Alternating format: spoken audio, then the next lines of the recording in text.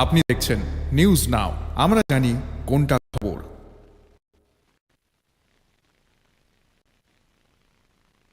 Chief engineer स्वपन कुमार दास बुधवार सुबह एक सड़क दुर्घटना में गंभीर रूप से घायल हो गए।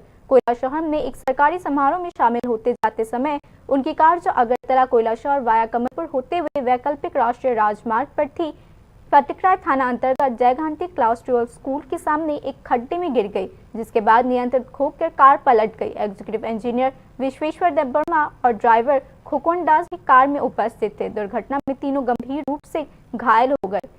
चीफ इंजीनियर और एग्जीक्यूटिव इंजीनियर को तुरंत इलाज के लिए अगरतला ले जाया गया। ड्राइवर को पहले कुमारघाट हॉस्पिटल ले जाया गया, जहां से बाद में उसे ऊनकोटी डिस्ट्रिक्ट हॉस्पिटल ट्रांसफर कर दिया गया। स्थानीय लोगों ने कहा कि इस दुर्घटना से एक बार फिर सड़क की खराब स्थिति की ओर ध्यान आकर्षित हुआ है।